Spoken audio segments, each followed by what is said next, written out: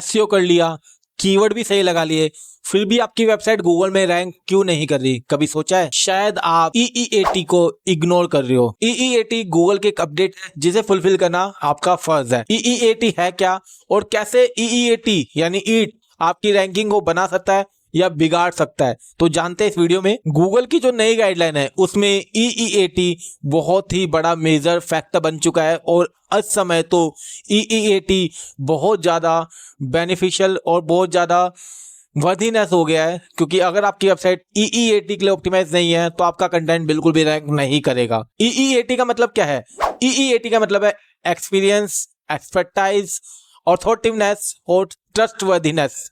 यानी आपको जो कंटेंट आप लिख रहे हो उसमें आपकी एक्सपर्टाइज है या नहीं, आप उसके लिए ट्रस्टवर्दी बंदे हो या नहीं। आप गूगल सिर्फ कीवर्ड नहीं देखता, वो ये देखता है कि ये कंटेंट किसने लिखा है, क्यों लिखा है और आप उस कंटेंट को लिखने के लिए एक सही पर्सन हो या नहीं। तो ये सब चीज EEAT में बहुत ही वैल्यूएबल है और बहुत ही मैटर करती है। EEAT क्यों जरूरी है?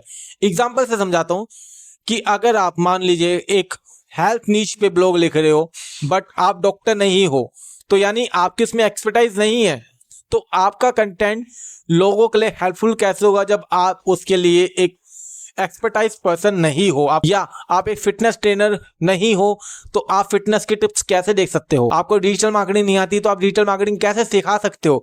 सेम ऐसा EEAT पे काम होता है कि अगर आप उस कंटेंट के लिए एक्सपीरियंस बंदे या ट्रस्टवर्दी नहीं हो या ऑथोरिटेटिव नहीं हो तो आप उसका कंटेंट उस फील्ड में रैंक नहीं करेगा। अब बात करते हैं EEAT को इम्प्रूव कैसे करें। सबसे फर्स्ट, ऑथर का बायो डालो। ऑथर के बायो से ये पता चल जाता है कि जो कंटेंट लिख रहा है उसे उस चीज की नॉलेज है भी पर्टिकुलर चीज की या नहीं। कंटेंट में रियल एग्जांपल और डेटा के यूज करो ताकि आपके कंटेंट का ट्रस्टवर्दीनेस बढ़े। बैकलिंक बनाओ सिमिलर नीश की वेबसाइट से ताकि आपकी वेबसाइट की अथॉरिटी बढ़े, और अथॉरिटी भी एक पार्ट है EEAT फैक्टर का। रिव्यू और केस स्टडी शामिल करो, इससे आपका कंटेंट बहुत ज्यादा यूनिक और ओरिजिनल लगता है और एक ट्रस्टवर्दी लगता है आपका कंटेंट। बाकी चीजें तो कॉन्टैक्ट पेज, प्राइवेसी पॉलिसी, ये सारी तो आपकी वेबसाइट में होना मैंडेटरी है ही है।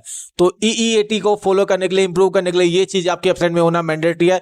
इसे अभी फिक्स करो, क्योंकि जो कंटेंट आप लिख रहे हो उसमें सच में वैल्यू एडिड होना चाहिए। अब वो टाइम गया कि कॉपी पेस्ट कर लिया और काम बन गया, ऐसा काम आज के टाइम में नहीं चलता। 1 सेकंड लगनी है गूगल को और आपका कंटेंट पूरा नंगा हो जाएगा कि कहाँ से कॉपी किया है। तो ऐसा काम नहीं करना। अगर लॉन्ग टर्म में चलना है तो ये चीज़ आपको फॉलो करनी पड़ेगी। और अगर आप लोग चाहते हो कि आपका ब्लॉग आर्टिकल गूगल पे रैंक करे, EEAT को सीरियस लो और मैं तो कह रहा हूँ प्रायोरिटी पे ही लो। सबसे पहला काम EEAT को फॉलो करो, गाइडलाइंस को यार।